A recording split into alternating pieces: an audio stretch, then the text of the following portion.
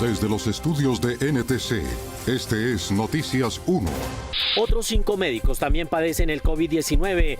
Trabajan en clínica diferente a la del fallecido.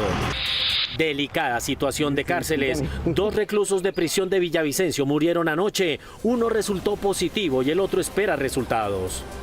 Mientras tanto, en las afueras de la capital del Meta, 42 personas se divertían en un burdel. Fueron capturadas por la policía. Rápido crecimiento de las cifras del COVID-19 en Cali. El país tiene hoy 2.709 casos confirmados.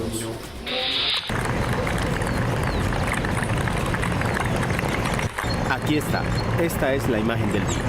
La calle de honor que formaron médicos, enfermeras y asistentes de la Clínica Colombia para rendir homenaje al médico Carlos Nieto, de apenas 33 años de edad, y quien falleció hoy después de contraer el coronavirus. Otros 5 médicos de una clínica al otro extremo de la ciudad fueron contagiados. De esta historia hablaremos hoy. Por la prensa libre y el derecho que todos ustedes tienen a la verdad, Yo Soy la Red Independiente. Presenta Noticias 1 con Mabel Lara y Germán Arango. Buenas noches, bienvenidos a las mejores noticias del fin de semana. Desde casa iniciamos Noticias 1. Un médico de 33 años que trabajaba en una reconocida clínica de la ciudad de Bogotá falleció el día de hoy por coronavirus. Este es el primer especialista que se conoce de la salud que haya fallecido víctima de esta epidemia. Guillermo Gómez. Mabel, se trataba de Carlos Fabián Nieto, atendía urgencias y aunque estaba hospitalizado desde el pasado 31 de marzo, solo hasta hace 3 días se conoció su diagnóstico positivo para coronavirus. Murió a las 5:50 de la mañana de hoy. Aquí va un héroe, decía la cinta funeral pegada al coche en el que transportaron el cuerpo sin vida del médico Carlos Fabián Nieto, de 33 años. Lo que siguió fue un sentido aplauso de sus compañeros de la Clínica Colombia, donde murió y a donde había llegado a trabajar hace apenas un año. Desde lo alto de la edificación de la clínica, también veían la despedida del doctor Nieto, quien se había hecho médico en la Universidad Cooperativa de Colombia en Villavicencio.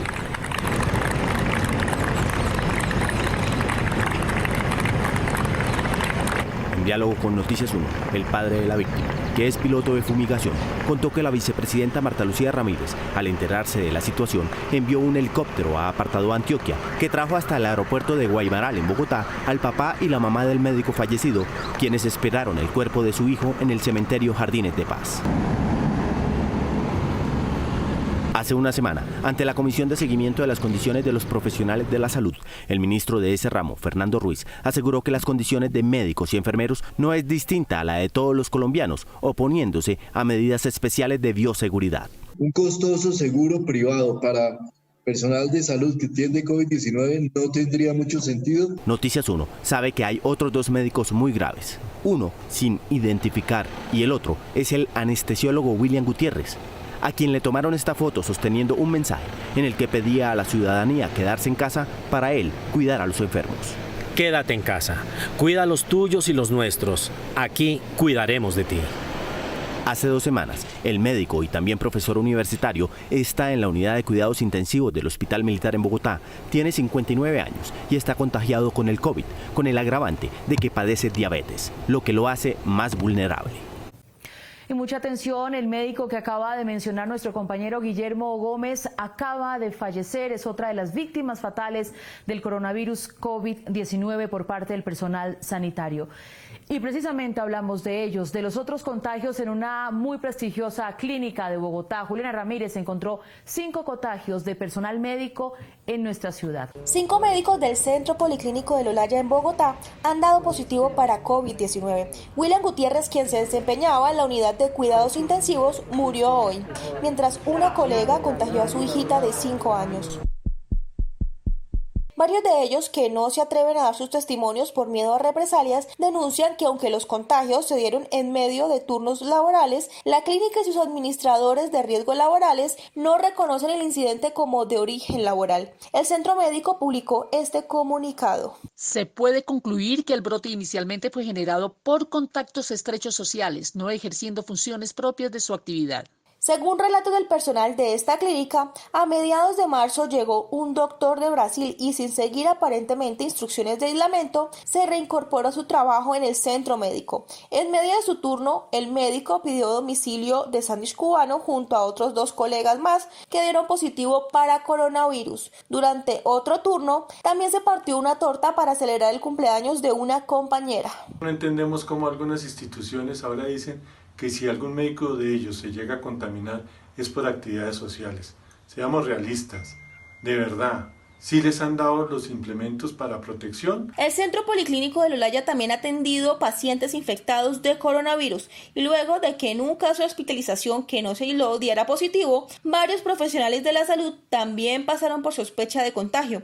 Nicolás Benítez estuvo cerca de 2 médicos infectados. Afortunadamente mis resultados fueron negativos, pero nunca se reconoció que el contagio sucedió dentro de la institución.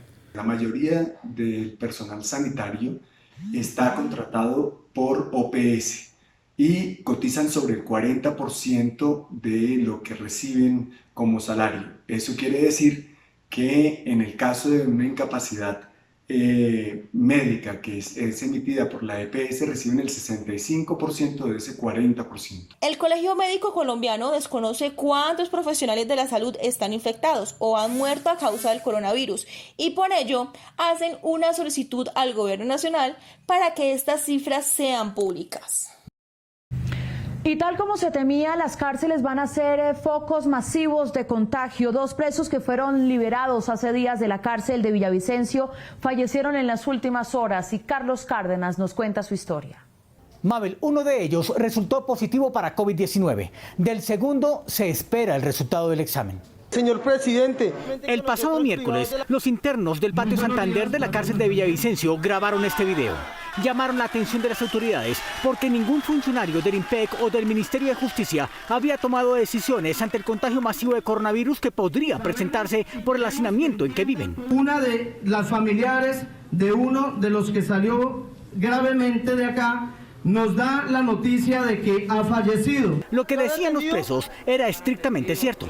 Anoche se supo que falleció por ese contagio un hombre de 63 años que pagaba una condena de 6 años de prisión por concierto para delinquir. El 1 de abril, cuando fue hospitalizado ya con síntomas, recibió su boleta de libertad. 6 días después, falleció. El director del IMPEC hoy se refirió también a un segundo muerto de la misma cárcel. Hasta el momento tenemos una persona que ya estaba en libertad, que fallece por coronavirus, y otra persona que está en sospecha, que se le aplicó la prueba, pero que hasta el momento no hemos tenido el resultado. Y 3 hospitalizados, también por temas respiratorios, en fechas distintas, que ya se les aplicó la prueba. Horas después de esta declaración, se confirmó que los resultados médicos de 2 de los 3 hospitalizados salieron positivos para COVID-19. Los pabellones en que se encontraban tanto los fallecidos como los enfermos fueron aislados. Por un lado, los adultos mayores y quienes tengan alguna situación de ese pabellón, quienes tengan alguna situación especial, y al resto del pabellón también lo mantenemos aislado de que no tenga contacto con los otros pabellones. 3 guardias también fueron separados del resto. Uno porque tuvo contacto directo con el fallecido de 63 años y los otros 2 por presentar síntomas gripales. Uno de los guardianes de la cárcel de Villavicencio, presidente del sindicato en esa ciudad, dijo que el personal de custodia y vigilancia está corriendo tanto peligro como los internos. El IMPEC no ha suministrado los elementos de protección personal para los funcionarios del IMPEC. La respuesta del IMPEC fue inmediata. La USPEC ya ordenó la compra inmediata de unos elementos adicionales. La cárcel de Villavicencio tiene 1.738 internos y el pabellón al que pertenecían los 2 muertos tiene 537 presos. Esta tarde se presentaron disturbios en uno de los patios. En esta cárcel está sobre cupo. No tenemos donde dormir. Tenemos más de 150 enfermos aquí en el patio, no han hecho ni una prueba del COVID-19. La gobernación del Meta asignó a un grupo de epidemiólogos para analizar la gravedad y velocidad del contagio en la cárcel de Villavicencio. Y mientras el virus empieza a hacer presencia en las prisiones de Colombia, el Ministerio de Justicia sigue trabajando en un borrador de excarcelación que hasta el día de hoy no se ha firmado. Hace alrededor de 2 semanas les vienen llegando borradores del decreto de excarcelación que ha anunciado el gobierno para beneficiar con salida a los presos adultos mayores o a los que están enfermos, a litigantes, fiscales y magistrados, sin que se firme ni concrete esa medida. El fiscal general ha hecho públicamente observaciones a los proyectos de decreto que han circulado porque considera que la criminalidad es más peligrosa que la pandemia y que hay que tener cuidado a la hora de dejar en libertad a algunos condenados. Además, aseguró que no se puede llevar a la calle a los reos sin ningún apoyo estatal para su cuidado y sostenimiento. Cualquier salida de personas de las cárceles tiene que enmarcarse en dinámicas humanitarias, donde esas personas tengan la garantía de su mínimo vital y por lo menos un servicio de salud. Hoy, cuando se sabe que al menos 2 presos que se encontraban en un pabellón con otros 500 detenidos murieron, uno de ellos confirmado por coronavirus en la cárcel de Villavicencio, el decreto del gobierno aún no se firma. Pero aún así se expida, debería esperar a la revisión de la Corte Constitucional para ponerlo en ejecución, lo que es una ventaja para que la infección se riegue. El ex vicefiscal general se pronunció esta tarde a instancias de Noticias 1. Urgente que el gobierno expida rápidamente algún decreto.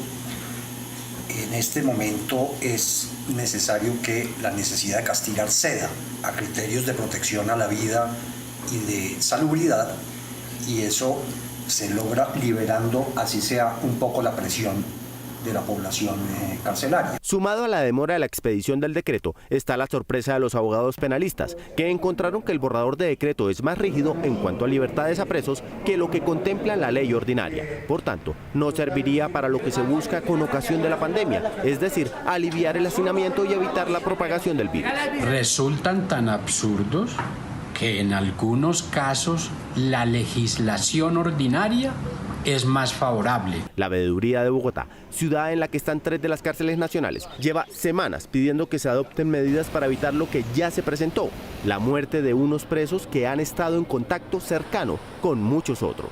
No puede ser que sigamos en un interminable debate sobre la expedición de ese decreto y mientras ello ocurre existan brotes de coronavirus en las cárceles. Todavía se desconoce cuántos presos más en el resto del país estarían contagiados con COVID-19. El foco de expansión del virus podría ser fatal. 42 ciudadanos de Villavicencio fueron sorprendidos anoche por la policía violando las leyes de aislamiento y las leyes divinas en lo que ha considerado la policía como actividades propias de un burdel. Eduardo López Júquer. Mabel, la policía sospechó por la actividad en una finca en la vía Puerto López y en la verificación encontró armas, drogas, licores, hombres embriagados y mujeres en bikini a la medianoche. ¡Ay, adiós! Se va mi juventud y ahora. A las 11 de la noche se les acabó la fiesta de Viernes Santo a 42 personas que andaban de juerga en la finca La Cabaña del corregimiento Pompeya, a 30 minutos de la capital del Meta. Somos funcionarios de la siguiente la seccional de Villavicencio. A esa hora, unidades de la Policía Metropolitana de Villavicencio sorprendieron en plena parranda a quienes decidieron salir de la ciudad para violar la cuarentena decretada por el gobierno nacional.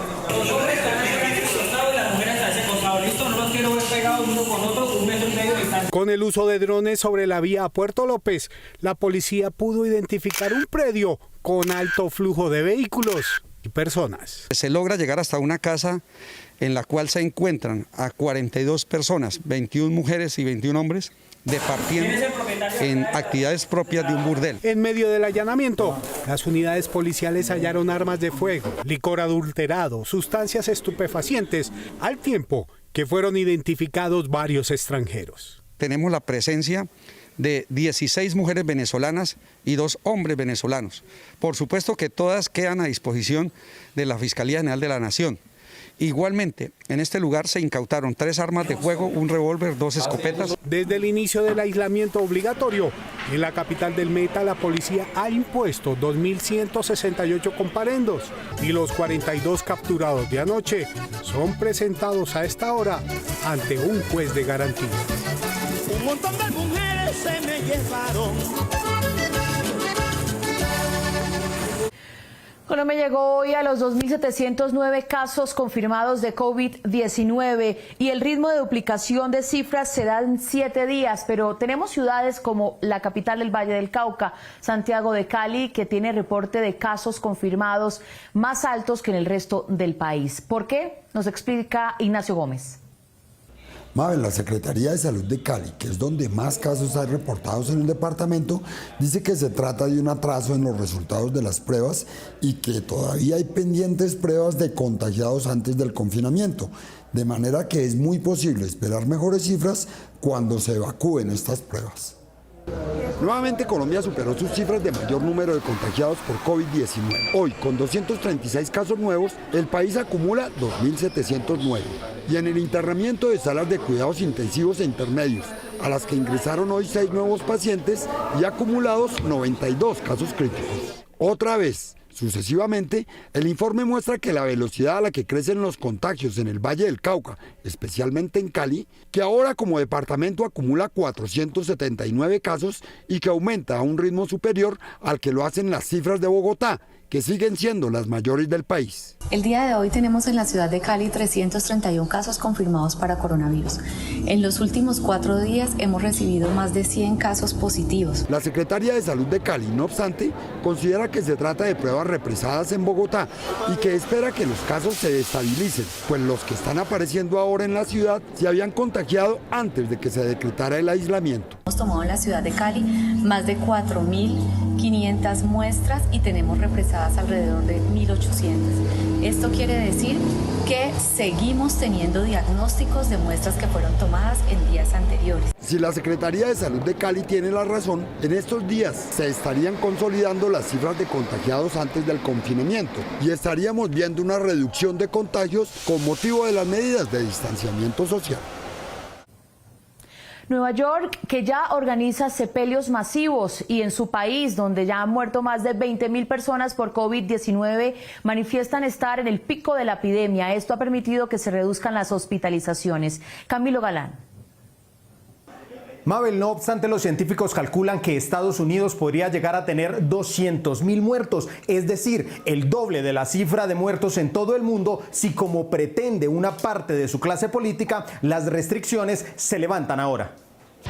Estados Unidos se convirtió hoy en el país con más muertes por coronavirus en el mundo, superando la barrera de las 20.000 y pasando por encima de las dramáticas cifras de muerte en Italia. Aunque hoy el gobernador de Nueva York, Andrew Cuomo, dijo que las hospitalizaciones y los ingresos a las unidades de cuidados intensivos en su estado han disminuido, aun cuando Nueva York tiene el 40% de las muertes en el país. Expertos en salud pública han advertido que el número de muertos en los Estados Unidos podría llegar a 200.000 durante el verano si se levantan las restricciones. España, que con el paso de los días ve una leve disminución en sus cifras de muertes y contagios, tiene programado para este lunes el regreso de algunos trabajadores a sus empresas luego de cumplir la cuarentena. Según un decreto del gobierno de este país, el sector industrial y la construcción salen del confinamiento total, aunque con medidas extremas de seguridad y protocolos especiales para los trabajadores, el desplazamiento y cómo se deben cuidar en el trabajo. Italia se acerca a la cifra de las 20.000 víctimas por COVID-19 y las autoridades aumentaron los controles este fin de semana de Pascua porque después de la disminución de los picos a finales de marzo, los recuentos diarios de muertes e infecciones, aunque han disminuido, no eran las cifras que esperaban después de estar encerrados más de un mes. Y en Rusia, aunque la propagación del COVID-19 ha sido baja en comparación con su población, los residentes de la comunidad siberiana de Chelyabinsk se han acostumbrado al ruido que produce un motor de avión de combate que está siendo usado para rociar una solución desinfectante por las calles. Rusia reporta al día de hoy 13.548 contagios y tan solo 106 muertes. Las denuncias por contratación para abastecer a la población más vulnerable de nuestro país continúan en gran parte del territorio nacional. Juan Fernando Barona. Mabel, conocimos casos en Girón, Santander, Manaure, La Guajira y Coveñas, Sucre. El Contralor General prometió resultados de investigación pronto. Tras las denuncias ciudadanas por presuntos sobrecostos en los mercados humanitarios que diferentes gobernaciones y alcaldías han entregado en el país a la población vulnerable, la Contraloría General inició la auditoría de algunos contratos para determinar si las denuncias son ciertas o no. No vamos a permitir que los recursos públicos lleguen al festín de unos pocos. Uno de los contratos que estudia la Contraloría es el que firmó el municipio de Girón Santander con la empresa Districostos para el suministro de 20.000 kits alimenticios por un valor de 1.400 millones de pesos, es decir, cada mercado a 70.000 pesos. Trae 12 productos, entre ellos aceite, arroz, harina de trigo, pasta y lenteja. Según la Contraloría, comparando los mismos productos con los precios suministrados por el DANE, este mismo mercado cuesta a precio oficial 53.191 pesos, una diferencia de 16.809 pesos por cada uno. En total, un sobrecosto del 32% o 336.180.000 pesos de más. Estos son los mercados que dicen que están entregando por un valor de entre 70 y 80.000 pesos. No creo que eso valga 70 u 80.000 pesos. El contrato tuvo vigencia de pocos días. Se firmó el 25 de marzo y caducó el 3 de abril y la alcaldía ya pagó el total a la empresa. Otro contrato sospechoso se firmó en Manaure, Guajira, por un valor de 260 millones de pesos. Según el convenio, la empresa contratante, la organización indígena Puchijirra Guayú, se encargaba de suministrar la entrega de 2.192 mercados a la población vulnerable, pero se fijó un valor de 15 millones de pesos por el transporte de los kits, lo que a ojo de simple observador es un exceso en esa zona del país. Otra inconsistencia del mismo contrato es el del precio del kilo de avena, que en la propuesta se tasó en 8.000 pesos, pero en el documento firmado subió a 14.000 pesos. El contrato de Manaure tuvo vigencia por 3 días. La Contraloría también analiza el contrato entre la Alcaldía de Coveñas, Sucre, con la Fundación Servicios y Consultorías Caribe por un valor de 1.206 millones de pesos para 6.000 familias. Según el contrato, cada mercado tiene un valor de 184.500 pesos, mientras que la Contraloría lo avalúa en 152.294 pesos, encontrando un presunto sobrecosto del 21%. Estamos preparados para poder ver qué es un presunto sobrecosto o qué no. La próxima semana se espera que la Contraloría, la Procuraduría y Fiscalía anuncien las primeras sanciones por presunta corrupción con los dineros para ayudas alimentarias a la población vulnerable por la hambruna de la pandemia. Y escuchen esta historia. En La Palma, Cundinamarca, un ciudadano decidió ir con lista en mano a chequear todos los productos que se le estaban ofreciendo a los más vulnerables. ¿Qué se encontró? Iván Serrano. Mabel también encontró que la empresa que surte los mercados tenía como objeto social primero el de arrendar inmuebles y luego el de la importación de repuestos. El 30 de marzo, el alcalde de La Palma, Cundinamarca, John Jairo Pulido Pulgarín, suscribió este contrato con la comercializadora Sumitec para el abastecimiento de mercados a familias vulnerables a razón de la cuarentena por el COVID-19. El contrato por 65 millones de pesos fue entregado a esta empresa que en 2010 había sido inscrita en Cámara de Comercio de Bogotá con el arriendo de inmuebles como objeto mercantil. En 2011 su razón social cambió a Sumitec, pero la actividad ya no eran los arriendos, sino la importación de repuestos. En donde queda entredicho, o repara automóviles o contrata con mercados. El contrato además ha generado suspicacias en el municipio por los precios. Buenos días, me encuentro en un supermercado de La Palma, Cundinamarca. Con lista en mano, unos habitantes se fueron a comparar cuánto valían en el comercio local cada uno de los productos adquiridos por la alcaldía y encontraron que los alimentos comprados al contratista podrían ser buenos y bonitos, pero no baratos. Harina de maíz kilo, ¿cuánto cuesta? Harina de maíz kilo le vale 3.400. La alcaldía pagó 5.440. Espagueti libra. 2.650. La alcaldía pagó 3.287. Chocolate libra, sol. Chocolate del sol, 5.600. La alcaldía pagó 7.140. Y kilo de arroz. Arroz Diana, 4.000. La alcaldía pagó 5.783 pesos. La garza de 500 centímetros cúbicos vale 3.600 pesos. La alcaldía pagó 4.760 pesos. Solo en esos 5 productos, los sobreprecios pagados por la alcaldía de La Palma fueron de 3.758.400 pesos, con lo que bien hubieran podido comprar 32 mercados más. Bien es cierto, ni el alcalde se ha salido a pronunciar, ni tampoco se han hecho las entregas correspondientes de dichos mercados. Noticias 1 intentó comunicarse con la alcaldía de La Palma, pero no obtuvo respuesta. Los países más golpeados por el COVID-19 son los que tienen más millonarios, lo que indican los indicadores. La lista de millonarios de la revista Forbes muestra que en Estados Unidos hay 614, que en China hay 389, en Gran Bretaña 45, en Italia 36 y en España 24. Esto indica que el COVID-19 comenzó por los ricos. Esto es lo que indican los indicadores.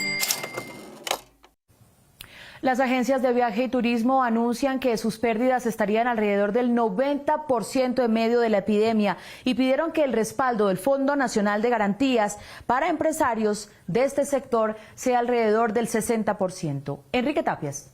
Mabel, ANATO, la Asociación de Empresarios del Sector, sostiene que de esta dependen por lo menos 450.000 empleos y que en su mayoría se trata de empresas familiares cuya recuperación está distante.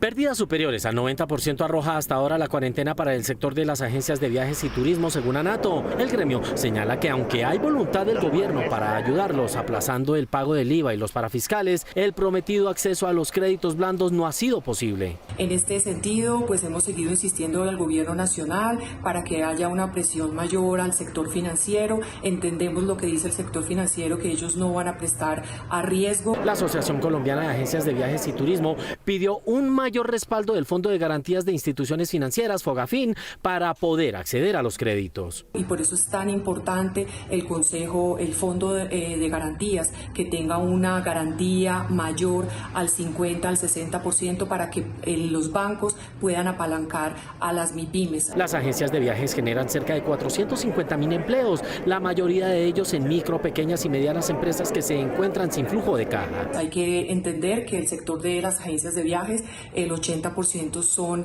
agencias familiares, son MIPYMES, y pues obviamente lo que más golpeado va a estar durante esta crisis va a ser el empleo. Necesitamos, por supuesto, caja. La recuperación del sector será a largo plazo, según la dirigente gremial. Será también uno de los sectores que más lento va a recuperarse en la medida en que tengamos los cielos abiertos con los demás países, donde tengamos más las aerolíneas volando a nivel nacional e internacional, y por supuesto también los hoteles en actividad. Otras pymes que están en problemas pese a los anuncios del gobierno son los comerciantes de San Victorino en Bogotá, que aseguran que Bancoldex les cobró la cuota de abril pese a que el presidente anunció que los créditos bancarios permanecerían congelados durante la pandemia. La Fundación Ideas para la Paz sostuvo en un documento sobre las disidencias de las FARC que estas no son tantas ni ocupan tanto territorio como mencionan algunos opositores al proceso de paz. Patricia Uribe. Mabel, según Indepaz, las FARC en guerra tenían presencia en más de 300 municipios y ahora los grupos disidentes están presentes solo en 92. Aunque en las últimas horas se anunció la captura en Puerto Asís, Putumayo, de Abel Antonio Loaiza Quiñones, alias Azul, de quien se dijo oficialmente que era integrante de las disidencias de las FARC y posible responsable de asesinatos de líderes sociales, estudiosos del conflicto aseguran que sobre él no hay noticias de que sea uno de los jefes criminales que anda en la zona.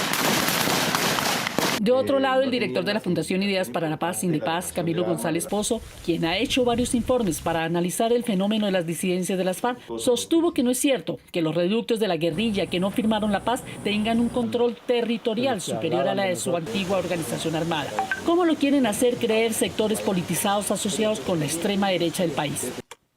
En un documento titulado Los grupos post-FARC-EP, un escenario complejo, Indepaz revela que en 2011, antes de la firma del acuerdo, cerca de 8.000 guerrilleros ejercían control en 31 departamentos. Y ahora los miembros de los grupos residuales más los que reincidieron no suman más de 2.000. Pero lo que se pretende es generar la imagen de que aquí en Colombia estamos todavía en la misma situación de guerra para mantener estrategias no para la paz, sino estrategias para continuar con un orden y un estado de guerra. González Pozo explicó que en los años recientes, es decir, entre 2018 y 2019, funcionaban 14 estructuras, 7 de los que se retiraron de la paz alegando incumplimiento de los acuerdos, y otras 7 de los residuales que trabajaban y viven del narcotráfico, como el Frente Oliver Sinesterra. Estos grupos Pues sí, en algunas partes, como por ejemplo en el Chocó, tienen acuerdos de entendimiento y de tolerancias con el Clan del Golfo, por ejemplo, pero al mismo tiempo se disputan territorios. Hay una situación gravísima en este momento en el Chocó. Según el director de Indepaz, el año pasado estos dos grupos tenían presencia en 93 municipios, una cifra muy inferior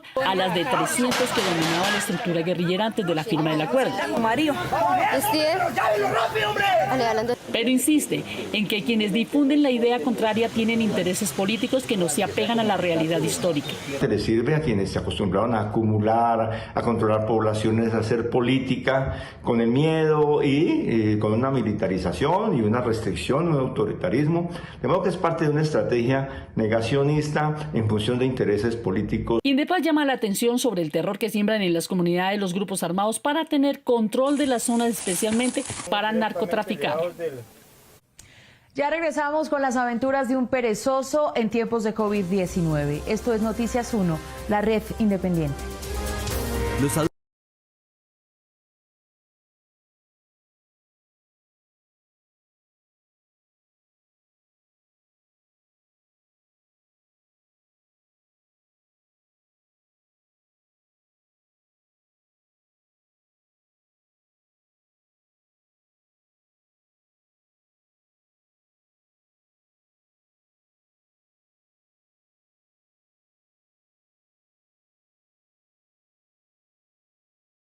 De regreso, un perezoso amaneció hace 8 días en la casa de unos campesinos en la población de Albán, Cundinamarca, para darle la buena noticia a los biólogos de que todavía hay especímenes de su tipo en esa zona.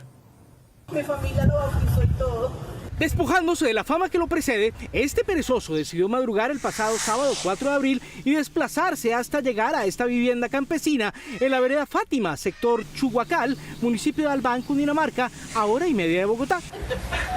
El ejemplar en atléticas condiciones fue sorprendido mientras recorría el tejado de la vivienda con mucha curiosidad. Al parecer, el silencio y la poca presencia de humanos debido al confinamiento decretado por la cuarentena animó al perezoso, que parece un peluche por su capa gruesa de pelo, a salir a explorar. Y así fue como se aventuró a entrar a la casa campesina en una actitud extraña para un animal de este tipo, porque aun cuando es pacífico, prefiere mantenerse oculto por temor a los maltratos a que es sometida su especie por los traficantes de animales. Coja la otra patica. Acudiendo al llamado de los vecinos, hombres de bomberos y la policía llegaron hasta la vivienda y con mucha calma sujetaron al perezoso por sus extremidades. El mamífero no opuso mayor resistencia. Posteriormente fue llevado a una reserva natural para que desarrollara sin interferencia humana su vida silvestre. Y así podrá conservar su especie y estar en su hábitat natural. Los bomberos de Albán habían estado dedicados exclusivamente a trasladar personas y atender pequeñas emergencias con ocasión del confinamiento obligatorio, pero ahora, con la soledad del municipio, podrían empezar a tener que auxiliar ejemplares de la fauna silvestre que se aventuran a territorios urbanizados por el hombre depredador. Y ante la multiplicación de los negocios en línea, es necesario para cuidar su bolsillo tener en cuenta las recomendaciones de la policía para que no le roben su dinero ni tampoco sus datos. Economía de bolsillo. Las oportunidades son visibles cuando lo complejo se hace simple. Bancolombia. Sura. Por lo menos 2,5 millones de colombianos hacen sus compras y ventas a través del comercio electrónico, según datos del Observatorio e-Commerce Colombia. Ante el incremento de estas transacciones, la policía recomendó tener especial atención en el tipo de producto y características de lo que se va a comprar. Verifica que el producto que vas a adquirir sea en realidad el que se necesite. Lee las especificaciones del mismo en la página. 2. Compra en sitio web de confianza. Estos que tengan el protocolo de seguridad HTTPS. También es importante verificar la reputación del sitio en el que se van a comprar los productos o servicios. Verifica comentarios, calificaciones que hagan otros usuarios acerca del producto y del vendedor. 4. Usa tarjeta de crédito para las compras, pero nunca reveles el número de la misma ni tampoco el PIN.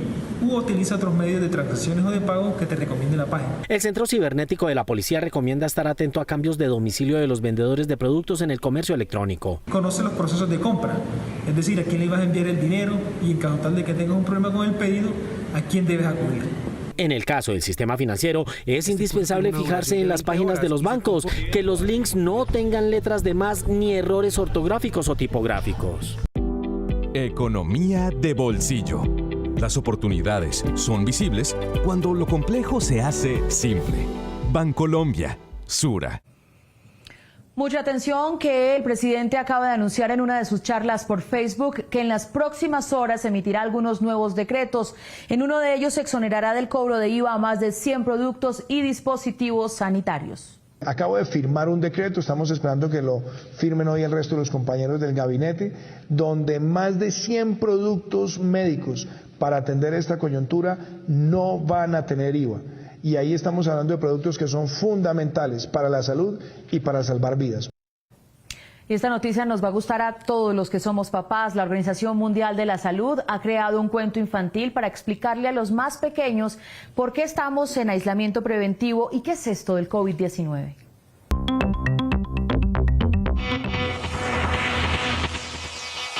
Conoce Movistar Empresas, soluciones Big Data y Advertising para la transformación de tu negocio. Movistar Empresas. La mamá de Sara es su héroe y la mejor científica del mundo, pero ni siquiera ella ha podido encontrar una cura para el COVID-19. Ahora la científica quiere que Sara conozca qué es este virus que la mantiene en casa impidiéndole jugar con sus amigos y por qué no lo podemos ver. Esta inquietud es el inicio del cuento infantil digital que desarrolló el grupo de referencia del Comité Permanente entre Organismos sobre Salud Mental y Apoyo Psicosocial en Situaciones de Emergencia, para que los padres lean en compañía de sus hijos y les puedan explicar un poco lo que pasa en el mundo mediante una profesional en medicina y su pequeña hija Sara. Más de 1.700 padres, maestros y cuidadores de todos los rincones del mundo compartieron historias de cómo estaban enfrentando la emergencia en su territorio. Esto retroalimentó este libro y la tecnología lo tiene al alcance de sus manos para socializarlo con los niños, resolver dudas y explicarles lo que está pasando. Desde la página oficial del comité y a través de una descarga gratuita, el cuento de Sara y su mamá toman vida desde la realidad virtual. Esta divertida guía interactiva para que los niños comprendan qué es el COVID-19 está traducida actualmente en 9 idiomas. En los próximos días se podrá descargar en 30 más.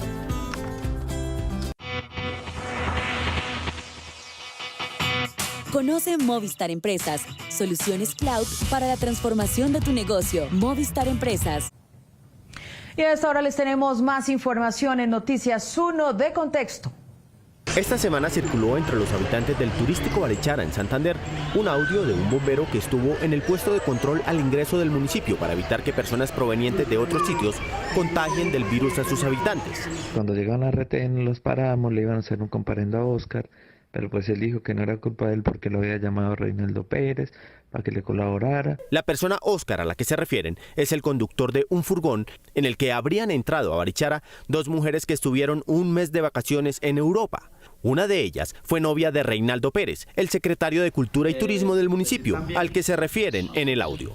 Entonces ahí llamaron a Reinaldo llamó a don Alfonso llamó que las dejaran pasar, que ellas iban a estar aisladas. Don Alfonso es Alfonso Rodríguez, el alcalde de Barichara, quien publicó un video en el que dice que las 2, madre e hija, son oriundas y residentes de Barichara, y se refirió al audio que circuló en redes y que fue publicado por el medio de Santander, El Regional. No sé cuál pandemia sea más peligrosa, si esta del coronavirus o esta pandemia de las redes que quieren malinterpretar y hacer daño. ¿Cómo se atreven a generar un pánico en el municipio de la manera que lo están haciendo? El alcalde explicó que la autorización de ingreso de las viajeras se dio porque existe un decreto presidencial que permite la circulación de quienes tengan que cuidar a personas mayores de 70 años y la abuela de la joven relacionada con su secretario de Cultura y Turismo tiene 78. Mi abuela sufre de Alzheimer, sufre de osteoporosis, y gran parte de la tranquilidad y la estabilidad de ella depende de mi madre. Respecto al audio que circula en redes, quiero decir que nunca fui llamado por las personas que querían ingresar al municipio. Y en segundo lugar, que nunca le pido al alcalde que les permita el ingreso. El alcalde aseguró que las recién llegadas están aisladas en una casa, pero el bombero dejó consignado en el audio una versión distinta. Ellas se fueron al pueblo y por ahí como que las vieron en la calle un poquito, La gente se enrabonó mucho por muchas cosas porque no se le hizo el comparendo. El alcalde asegura que madre e hija estuvieron en cuarentena en Bogotá antes de llegar a Barichara y volvió a manifestar molestia por la circulación del audio. Y le pido a quienes manejan este grupo de redes, o dejan administrar o miremos qué hacemos. Entre tanto, el hombre del audio se dolió de que el alcalde haya pisoteado la autoridad de quienes estaban en el retén. Pues hubo fallas, pero culpa de esas dos viejas por no pasar la puta más tiempo allá en Bogotá, y culpa de Oscar por traerlas, culpa de retén por dejarlas pasar, culpa del alcalde, porque entonces ahora cualquiera que llame al alcalde podría pasar. El secretario de Cultura, Reinaldo Pérez, le dijo a Noticias 1 que mientras Luna Tarquino estuvo de vacaciones en Europa, su relación con ella se acabó. Y el alcalde explicó que la relación amorosa de su secretario con Luna no tuvo nada que ver con la autorización de ingreso. Y como alcalde... La historia de otro perezoso que ante la ausencia de público humano en el acuario estatal de Texas pudo disfrutar de un tour personalizado.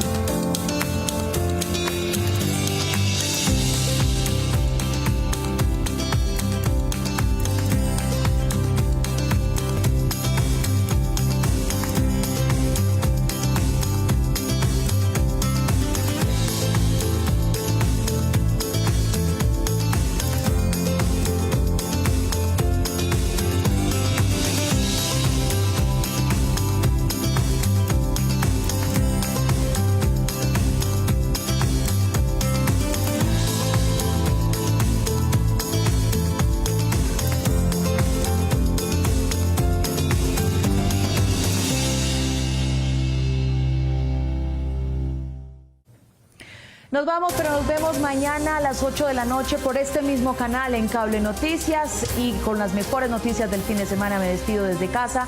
A ustedes gracias por elegir la independencia y hasta mañana, domingo de Pascua. Buenas noches.